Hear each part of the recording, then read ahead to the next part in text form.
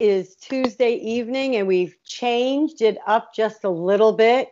We are kicking back with Ballard's Bowling Academy, number 19 already.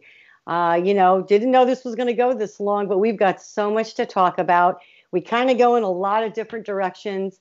And one of the keys to these podcasts is we want you to know these awesome people that are in the industry. And tonight's guest is of a different kind, but we will get to that in a few minutes. As you know, I always start out with something to promote, and this month until October 24th is Ballard versus the Big C. Last weekend was supposed to be our big event, and of course, because the world is just a little different, we were not able to host our huge event at Bolero in Euless. So we're doing an online raffle starting last week. It will run till October 24th. Please go to the Ballard versus the Big C Facebook page. Number one, please like the page and please share our post. But all of the tickets for the raffle items are $10. All you have to do in the comments section is put your name, how many tickets you want, and as soon as your name goes through PayPal, we will get right back in the comments section and let you know what your raffle numbers are. And I know that our guest tonight will be purchasing raffle tickets because I know that's one thing he likes to do. So we will be posting pictures of raffle items throughout the month so that you can see some of the awesome prizes. We have, of course, everything bowling, jerseys, appliance packages. So it's going to be great. And please, anything you can donate will truly help those in need. For any information, visit ballardversusthebigc.org, which is our website, or again, our Facebook page, or send me a message. I'll be more than happy to help you out. So moving on, we are going to introduce our guest. And you know that before I introduce every guest, I have a list of words that I think resonate with the guest. And or I also reach out to some of their friends to find out what some words are that they feel resonate with the guest. So here are some words that describe our upcoming person. Funny, shy, introverted until you get to know him, devoted, he's a friend, he's reserved, he's a gamer. So I'm using that word lightly because gamer means you're on all these games, the internet, but he knows exactly what I'm talking about. He's definitely a gamer because he's watching every sport possible because why? He's texting my husband 100 times a day. Let's introduce our guest tonight. One of my favorites who I have a soft spot for, DJ Archer. Hi, DJ. Hi, Carolyn. How are you doing today? I am doing just great. Did you like those words that I was talking about? That describe? They were actually, yeah, they were very, very to the point. To the point. Okay, but were they spot on? Were they spot on? Oh yeah. I think the shy. I want to know who said the shy part, because that's something. That would be something that we maybe can talk off air and find out who said I was shy. But if I don't know a person, I think I can be shy at times until I get to know them, just like you said. But after that, I'm pretty open to what I tell people and so forth. But the gamer part, you nailed that part on the head. And it's more than your husband texted me and wondering what's going on, but that's what it's all about. That's why you guys are my favorite. So well, the person who said shy was me. Okay. Because I do think you are a little more introverted and shy until you get to know people, because I think it's a persona thing, because you're really not outgoing until you get around your group or people do get to know you. And once they do, you're chatty Cathy. I mean, yeah, you can talk about anything and you'll hang out the whole night and just chat. So that's what I Correct. meant by that. I did not mean that in a bad way. But before we Okay. even move on, when we're talking about gaming, your favorite football team. Come on, come NFL. on. My NFL team is the Cowboys for sure. Okay. College football Okay. is the LSU Tigers. A lot of people Okay. know that about me. You know, Okay. that for a long time I was a huge Texas Rangers fan, and then Michael Young retired. He was one of my favorites. Oh, me Um, too. That's my yeah, guy. yeah, yeah, and then now I just kind of obviously my Mookie Betts is probably my favorite baseball player, number 50. Mm-hmm. So I cheer. I don't really like the Dodgers. I don't really like the Red Sox, but the teams that he's going to be on for a while, I'll probably cheer for them. And I brought him on board. So he's with the Storm Nation right now. So that's Absolutely. yeah. I think And what that's I was telling fantastic. yeah, I was telling Dell the other day. I did a video, and I'm sure we'll talk about it later on with the Mm-hmm. Rubicon, and he actually retweeted that on my Twitter. So like for 2 straight days, my Twitter was just going off with notifications about people that that were looking at it and stuff like that. So it has like 130,000 views. So That's he has yeah. yeah, that was pretty awesome. So that made me feel good. But yeah, I'm just glad to be on tonight and looking forward to the chat we have for the next 45 to an hour, whatever we decide to do. Well, since I was the last minute fill-in with Mookie, I think I'm going to send him my tweet and like him on Twitter and make him forward all my stuff too. So I figured I would just kind of throw that out there, but that's all right. Or I guess I got to send it to DJ to then forward it to special people. Yeah, I get it to the right place for you if you need to. But, yeah. Okay, then. All right. Before we get on to all this other stuff, 2 national titles. You have.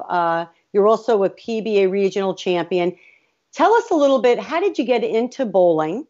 And I do know that your mom, and I asked you her name earlier, Sharon, was very instrumental in your bowling. So talk a little bit about that. Yeah, I kind of just started off just like any, kid that grew up in a small town. That was really the only thing in the town to do. There was about 20,000 people. And, so my mom just kind of just dropped me off at the bowling center from time to time and, just say, hey, go at it. I'll pick you up in a few hours. And then, her and my father, they both, they were bowlers as well. But, obviously they were just recreational. And my mom, she was actually left-handed. So, and she bowled league a couple nights a week. So I was always at the bowling center, and then I just I grew a passion for it, and I love to do it. And like I said, being pretty much the only thing to do in town, I was at the bowling center pretty much 4 or 5 nights a week, and then here we are today. Okay, so anyone who has seen you bowl, and by the way, I am going to share some videos later on our Ballard's Bowling Academy page because for some reason we couldn't link it up. And one of the videos, I believe, is your very first title. And when people watch you bowl, you have a little bit of a unique style. You're not a traditional, and what I mean by that is you're a traditional bowler, as in you're not two-handed, but you have a little bit of a unique style. How did you come up with that style, or is that something you've always done? Yeah, I think that was something that really just kind of stuck with me early on. When I first started bowling, probably like anyone else, I used 2 hands, and then I got away from that and started obviously using my thumb. But that's just I kind of did that just because I was real fast, Mm-hmm. and the weird thing is even as a kid, I always used my thumb first into the bowling ball. A lot of people now, they put their fingers in and then they put their thumb in. So that's something that just stuck with me, as a young kid, and something that I really, just really got good at doing. And it used to be more of a big hop. If you watch me in my approach, and between my third and fourth step, I used to really hop. But now I've gotten to where, my feet are a little bit slower, so there's not a hop in there anymore. But it still is there from time to time. Working with, Dell, a lot. He's tried to help me a little bit. That's something that we worked with early on, but, now we're kind of past that stuff and more about just rolling it and stuff like that. But that was just something that I did early on as a kid, and it just kind of stuck with me. It's funny that you say that, because I remember when you were bowling the regional in Shawnee, it wasn't a regional, I'm sorry, it was a PBA event. I apologize, I said a regional, it was a PBA event. And when I was talking to you during one of the rounds, you said you were struggling a little bit, but you mentioned your feet, that you didn't feel comfortable. So that's where you get that fine line between top athletes and the people trying to get there, is when you are off or you don't feel like something's right, you can tell there, where it might be, and then you can work through it while you're, bowling. You don't like to do it then, but at least you recognize it and know that, hey, I got to focus on this to kind of get my timing back or a good feel. Yeah, and that's, at the level that we're at, that's something that we can see or feel, right away, and when and you have other, I'll just use, I'll use Dell as an example as a ball rep. Sometimes those guys can see that and point that out to you. So, we can fix that on the fly. So that's just something that you work on before you get ready to go to a tournament. You just kind of fine tune those things. And so that's something that, once we get back on the lanes and get back to doing it, that'll be, some of the first things that I work on. Excellent. Which segues me right into my next question. Tell us what you feel one of your strengths of your game is, and what is one of your weaknesses? Well, let's start with the weakness first. The weakness is going straight. That's something that I've been really poor at. I mean, there were times back in the day when they would used to have a cheetah pattern, and I wouldn't go bowl. And Dale would text me all the time, "Oh, it must be a short pattern this weekend. You're not bowling." So yeah, I mean, it's just something that I'm not good at, and I've gotten better over the years. With obviously bowling on tour, working with those guys, and so it's coming around. Obviously, and some of the strengths of my game is, like, I'm a really what's the word I want to use? Like, I'm really, like, my hand is really, it can be soft at times. Really what's the word that I'm trying to use? Like a really like touch. Do you have touch?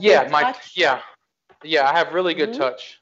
And that's the reason why I like to play a little bit further left, than most people, and because I feel like that's my advantage. So I always try to get to my advantage quicker, and I think my touch is a little bit better than most people. And Right. but yeah, the weakness is going straight. That's something that, I mean, still to this day, I mean, I'm okay at it. I can survive a little bit better than I used to, and then when I'm able to get to my strengths, I'm able to catch back up and and still compete. That's important to your game, though. Touch, I think, Dell and I were just talking about this. I think touch is one of the hardest things to teach someone, especially the youth bowlers, because even to this day, I tend to fall back into some things that I used to do that I don't want to do now because it's not productive. But touch is very hard to teach because it's a feel thing. So you try to relate to somebody, hey, be soft with the ball, or try not to catch it, or roll it off your palm. And they're looking like, I am rolling off my palm. Yet you're looking at them and they're throwing it to the arrows. But to them, they may feel like that's what they're doing. Yeah, and that's the thing now is off camera. yeah, Right. yeah, and that's the thing that like early on, and if you watch me like practice or bowl tournaments, early on the first game or two, my hand is really soft. And then it's just kind of one of those things, like when my hand gets going, it's I want to grab it a little bit, and that's still, and I still do it to this day, and it's just that's bad. But watching other guys, I've been bowling on tour for a long time, so I've watched some guys with a lot of touch, and watching Pete, and even Wes. Wes is one of those guys that has some really, really good touch. So I just kind of learn from those guys and just try to take it and kind of go from there. So that's we'll use that as one of my strengths to my game. So you mentioned Wes. So who do you hang around with on tour? Who is your posse, as you would say? Fill us in. We call that the circle of trust. Okay. So yeah, the circle of trust. So there's about let me think here. It's myself, Tommy Jones, Wes Malott, Dino Castillo, Tom Doherty, and Sean Maldonado. Those are the guys that those are my guys. So I'm pretty much with those guys on the road 24/7. Most of the time I'm with Tommy. If you see me, you'll probably see Tommy majority of the time, or if you see Tommy, you'll see me. But that's my little circle of trust guys there. So those are the guys that I mainly roam with. Excellent. Okay, so the 2020 season, obviously you bowled a little bit in the beginning of the year, and it was cut short, and then a few tournaments here and there. Tell us how your season was going, and then actually lead into, since you didn't have any bowling, obviously, during COVID, you now currently, you just had some knee surgery. So tell us a little bit about the beginning of the season and why you decided to have the knee surgery now. Yeah, well, I started off okay, nothing crazy. The thing, I don't want to say I wasn't prepared, but I wasn't really looking forward to bowling, early on, just because I knew the tournaments and the patterns that we were bowling on, just kind of like what we talked about before. Like the first 3 or 4 tournaments, I had to use a urethane ball on one of the lanes. I wasn't a big dual pattern guy, so going back and forth. So the first week, I actually bowled okay the first week, and then the second week, I think it was Shawnee, and I made the finals. I finished like 10th or 11th there, and then the next week we bowled in Jonesboro, and I actually lost. Me and Thomas Larson, we tied, and he actually beat me in the roll-off. So I was last, I guess you could say last cast there, and then we moved on to the majors, and the patterns were just, they were just really short for me, so I really had to use a lot of urethane. So it wasn't that good of a season, especially, the last couple of years have been okay. I've been in the top, 20, top 20 in the points. I made the deal at the end that they have in Maine with the top 24. So I've been involved in that the last couple of years, and then, this year it just wasn't just wasn't meant to be, I guess.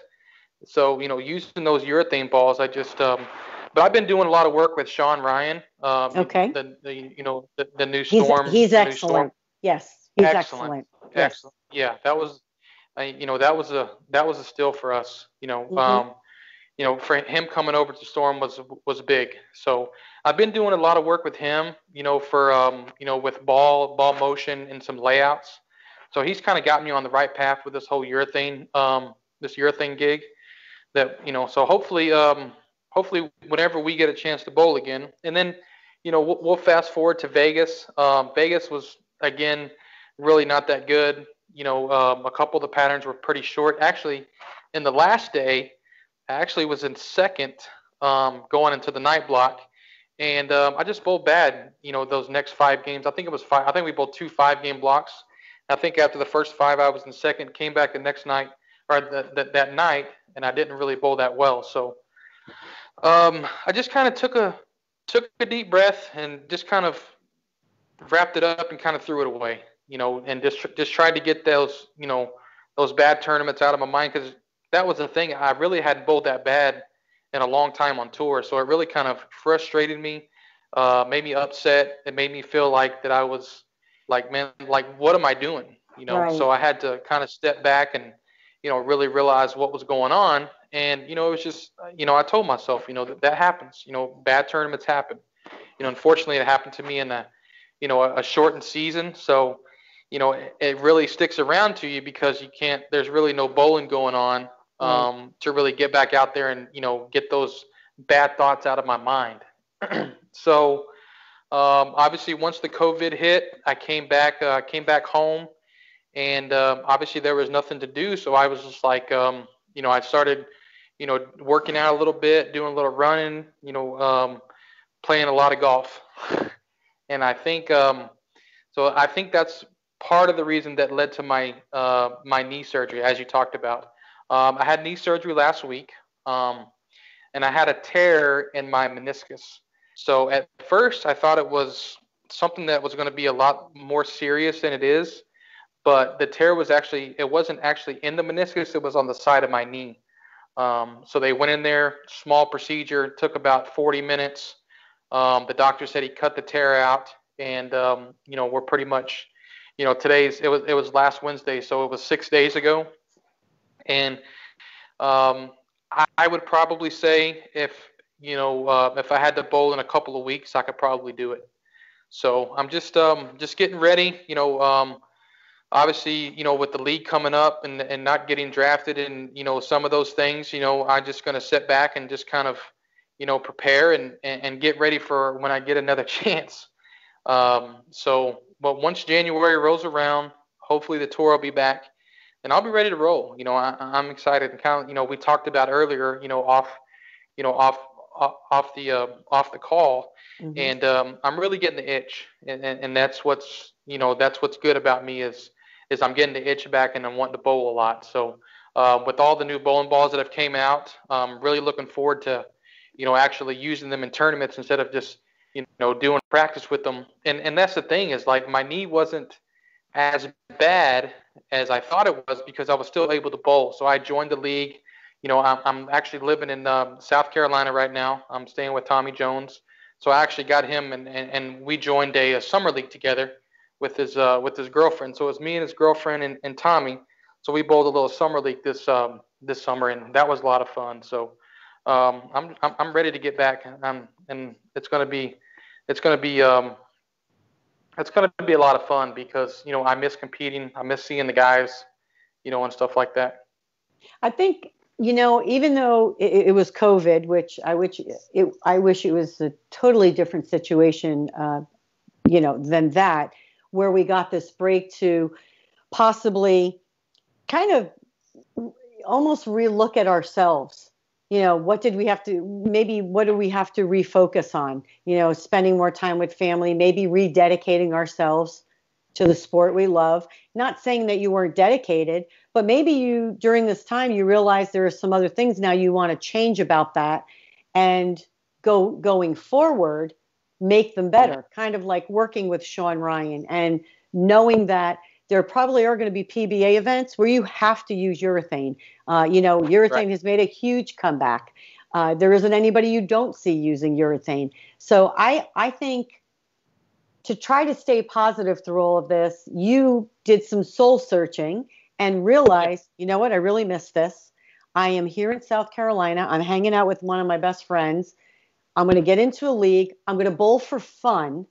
And sometimes, believe it or not, bowling for fun kind of stirs you back and going, you know what, I missed this. And then now you'll move forward, and then moving on to 2021, what would be some of your goals that you're looking to accomplish?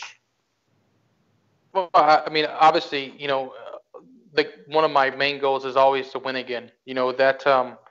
Winning never gets old. It's been a while since I have won a title, and just to know and tell myself that I can do that. And that's something that I'm going to work more, work harder, and something that I want to do is get back in the winner circle. I'm seeing a lot of my, I say, peers or my friends and stuff like that. They're having some success right now, and I'm excited for them, and I want to have that feeling again because if you go back and watch my first title and see how excited I was, and I mean Dale was there behind me. That was a dream come true, and something that I'll never forget. So I want to get back to that. That's definitely one of my goals for the new season coming up. I'm going to ask you a question, and I don't know. It's not like you would be giving away a secret, but do you feel confident about your bowling and where you're headed and what, like, do you, because sometimes I think you should bowl so much better than you do because Right. you have heart, you have desire, you are always asking questions. It's not like you're not listening to the ball reps or trying to figure it out. Um, do you believe it? Do you have that confidence in knowing that it will happen?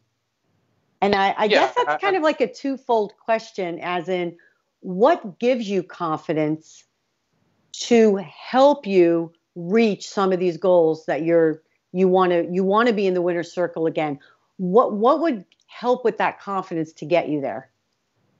I think the confidence is there. It's just I need to put it all together, put the pieces together. I've won before. I've been, I've succeeded. I've did a lot of cool things and a lot of great things in the sport of bowling. So I know I can do it. It's just, it's putting all the pieces together. And that's what, once you get older, it doesn't come as easy as it used to.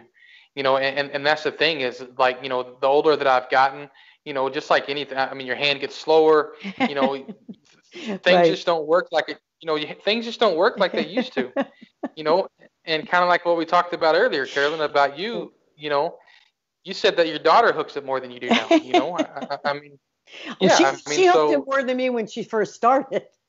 right. So, the confidence is there, putting all the tools that I have, with me, all the things that I know, and, just putting those things together. And so there's definitely no lack of confidence for sure.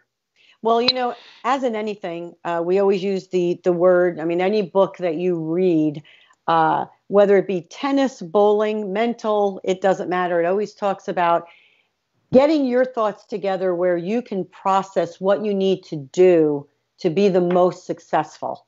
Whether it's just getting your thoughts together and then stepping on the approach and just going, or doing more mental training before the tour starts, whatever it be. But I definitely know you're close. I mean, like I said, I've watched you bowl, and there are times I'm saying, why is he not bowling better? I mean, he's throwing it good. And that's why I asked that question. But again, I think you really keyed on something. It's putting it all together. And you now know you've had time to work on it. You now have this knee surgery. You're feeling great.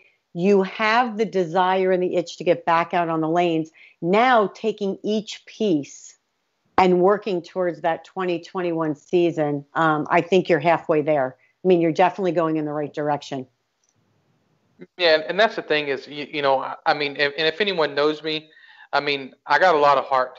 I mean, and that's just something that you can't teach heart. So you either kind of got it or you don't. So that's just like someone saying, here you go, DJ, step up in the tent and let's throw one for the cheese. I mean, that's, yeah. I mean, give me the ball. I mean, there's no confidence. I mean, I don't have an issue with my confidence. It's just, sometimes when things tend to go bad, those bad thoughts, cross into my mind, and I need those to go, move forward. Right. And, that's the thing. So, yeah, I mean, like I said before, and, I'll say it again, to whoever, I mean, I'm really looking forward to 2021 and, seeing what happens. Excellent. And again, you cannot teach heart.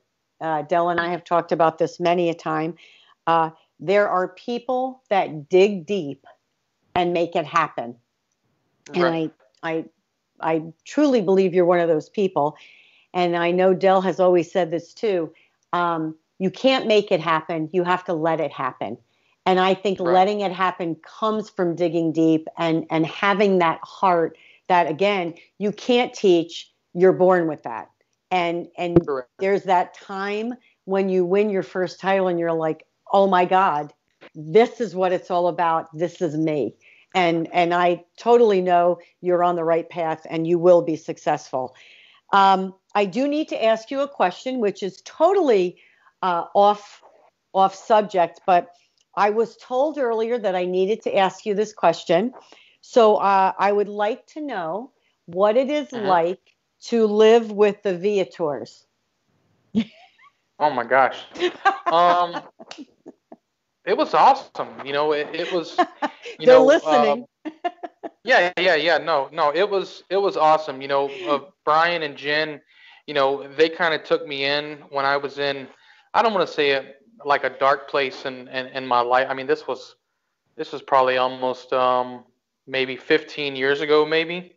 It could be like 15 years ago, and they took me in, and they just kind of they helped me a lot, and I give a lot of credit to them on especially BV. I was always up at the pro shop, every day, working with him and helping him out, and then to be around their kids, obviously Ethan, has turned in, he's turned into a tremendous bowler. So I really pushed him a lot, and Bianca and Brooke. I mean, they were just, they were great to me, and I could never thank them enough.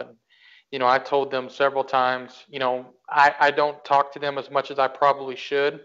But, from time to time, I'll reach out to BV and ask them how it's going.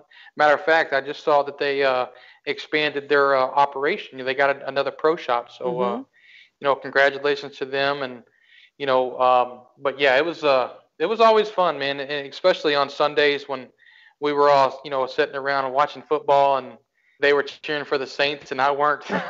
So, but that is, go ahead. No, I just, they were anti-Cowboy fans. So, I was always cheering for the Cows and they were cheering for the Saints. Well, just like last night. I don't openly root against the Cowboys, but I don't openly root for the Cowboys because I'm a Jets fan, which I'll never go to a Super Bowl. But yeah, I saw that. Yeah, wow. And I'm a New York Mets fan, as you know. But that is the thing about good friends. You don't have to talk for a long time, but you know that if you touched base, it's just as if it was yesterday that you had your last conversation. I have known Jen and Brian for quite some time. We are fortunate Ethan comes up and takes lessons with Dell, as well as Keegan Alexander. And I would like you to know, though, you will not be rooting only for Ethan because Ethan, Keegan, and Alyssa wind up bowling matches against each other. And the boys definitely don't like it when she beats them. So I'm letting you know that now. Yeah, no. And that's another thing with Ethan is him and I kind of helped him out a lot, the last couple of years when I was around, whatnot. I really pushed him, and he's gotten tremendously a lot better. And I'm sure it's obviously with Dell helping him and whatnot. So he's going to be a good one to watch out for, in the coming years. Good kids, great head on their shoulders, good parents. And that's the other bonus with people that have helped these kids get to where they are. So, hats off to them. And I talked to them earlier. She was sending me a message, so that's why I had to ask you about that. So earlier, before we got on camera, I was on the Rotogrip page, and Stephanie and I are talking about getting some type of Rotogrip doubles match going with some of our staffers. And Stephanie and I feel confident that we could take you and maybe one of the other male staff, Rotogrip staffers on. And I want everyone to hear that you said that you wouldn't win, or you were going to win because we were on a house shot. Yes. And I'm very bad on a house shot. Now, what makes you think this doubles match is going to take place on a house shot? Well, I mean, are we doing it on camera, or are we actually doing it it's going to be inside of? Oh no, it's on camera. Like you will have you will have your Your camera's sitting there, your laptop. This game will be live, and we will have to trust that you're not bowling on a house shot, but Stephanie and I want a shot in where spares become very important to win this match. As long as Stephanie can't bowl at Plano. So if Stephanie can't bowl at Plano, then we should be all right. But I'm pretty sure you got lanes 1 and 2 down there at Don Carter City View. Pretty I mean every time I see you bowling, you're bowling on 1 and 2. I am bowling on 1 and 2. Yes. No, but I mean whoever. I mean I'm sure I can pick up Wes or Simonson or Stu. I'll take one of those guys and we can have a really good match. I think it'll be fun, and I love your jersey also, or your pullover. You are a Turbo staff member. You've been with Turbo quite some time. You're a great staff member, so thank you very much for always doing the right thing. Even though every now and then I have to text you to remind you about something, but other than that, you always do what I ask. And that's very important.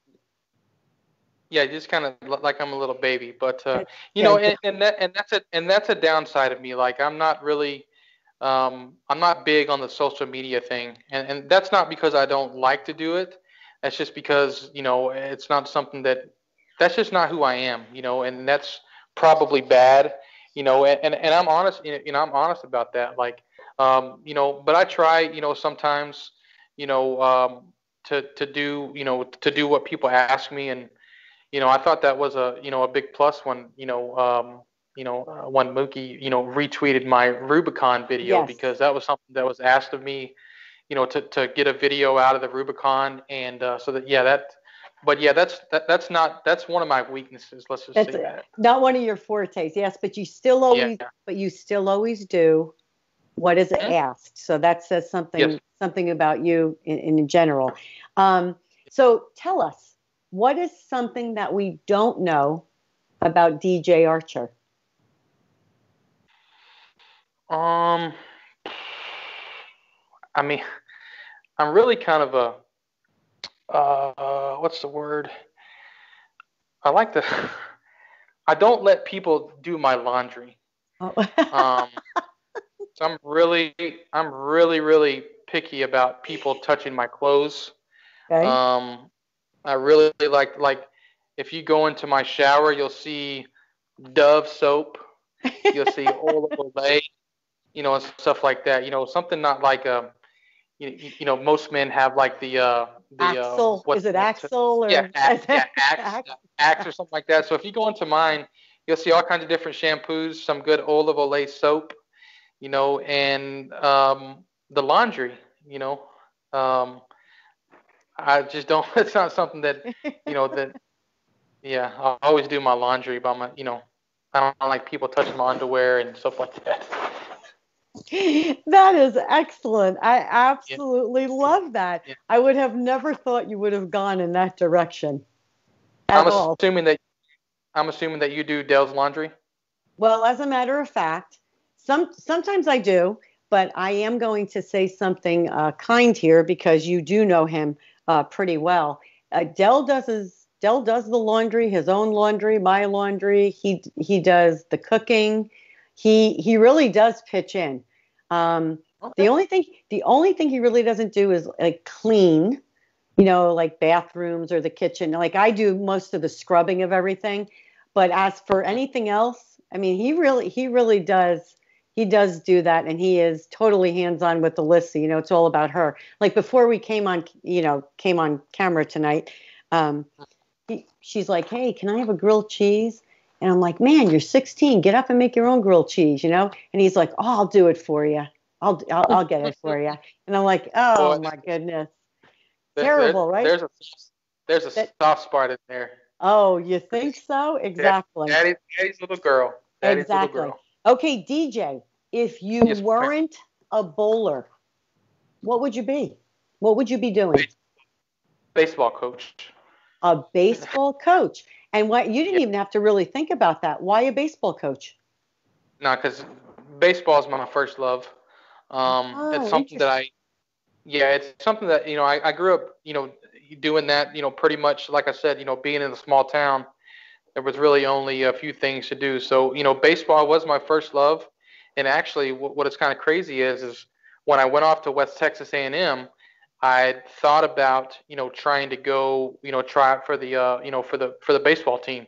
But I just kind of stuck with bowling. But yeah, if I had to go back and do it all over again, that's something that I would probably be a little bit more, apt to maybe change in my career and doing is teaching baseball.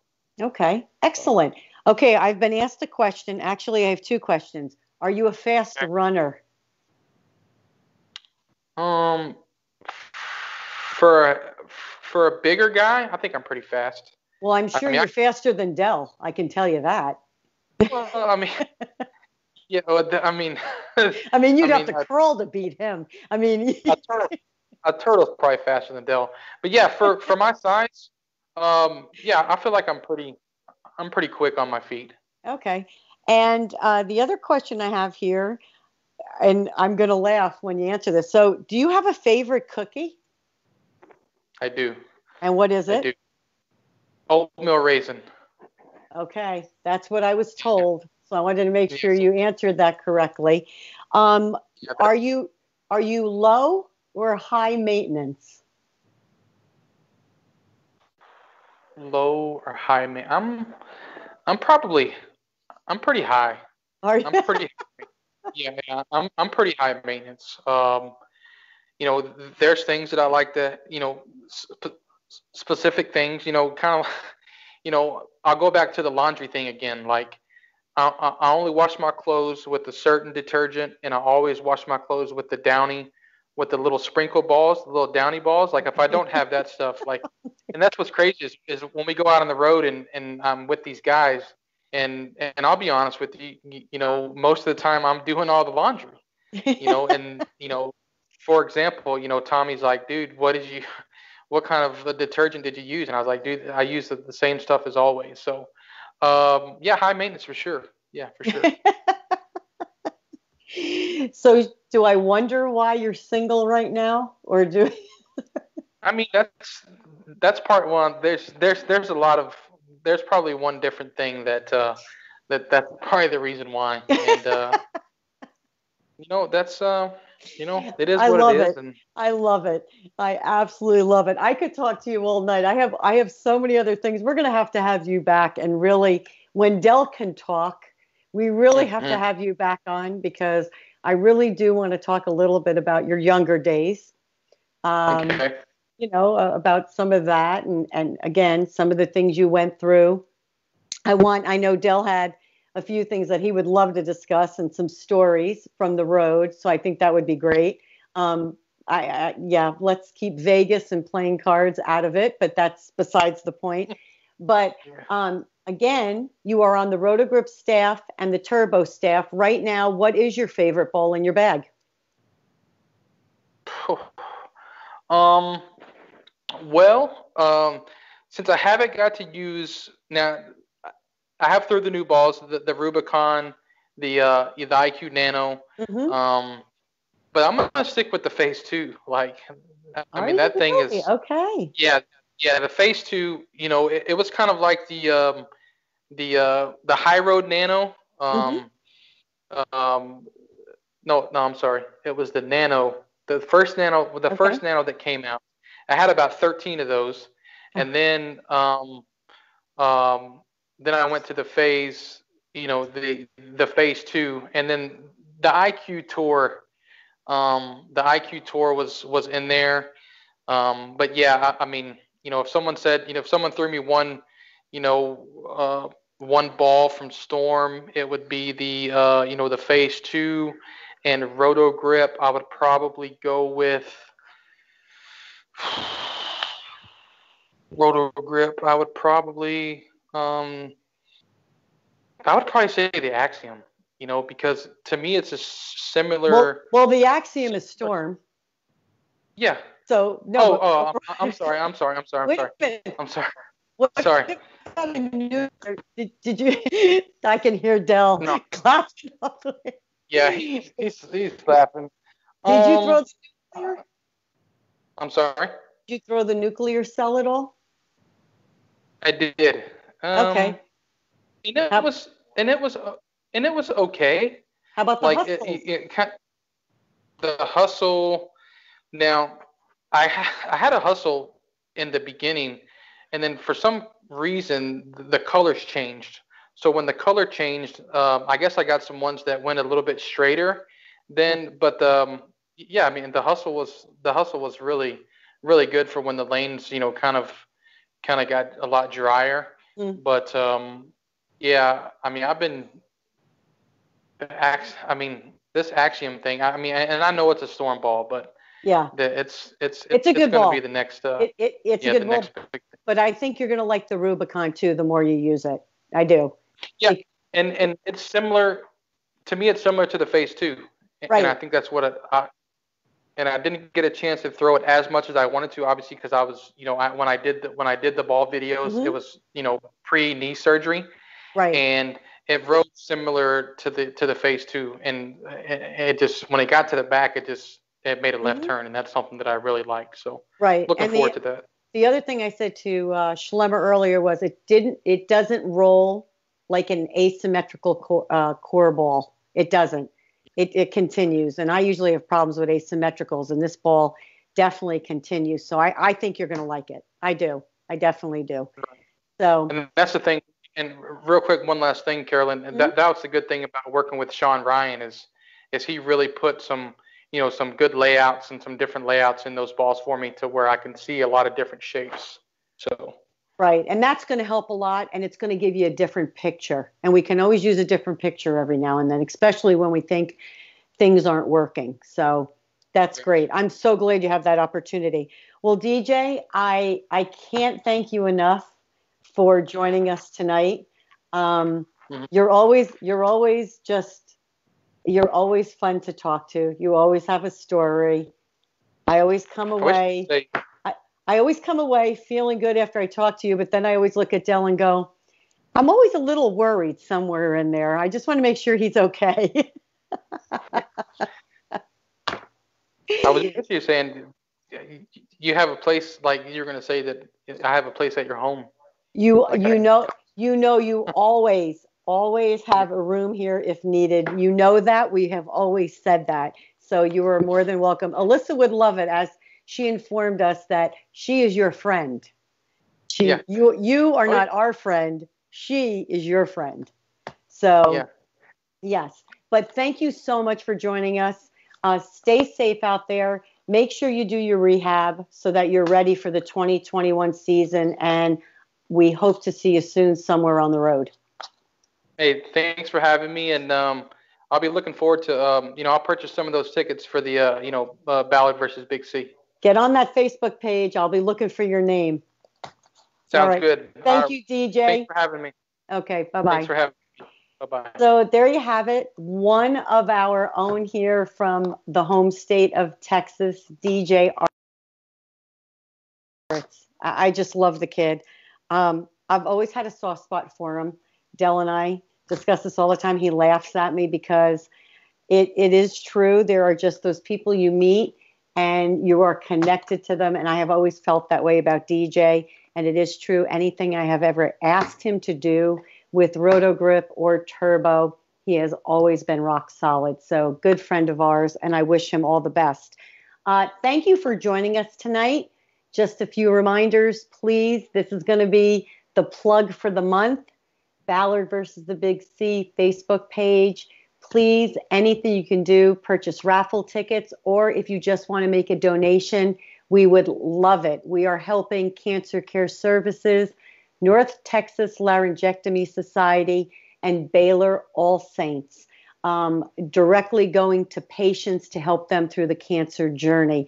Again, please make sure to like and share the page. Also, logoinfusion.com has our 2020 Ballard versus the Big C jerseys on their website. Create an account and at checkout, put in CDB in the coupon code and you get an extra discount. So thank you again for joining us, and we look forward to seeing you next Tuesday.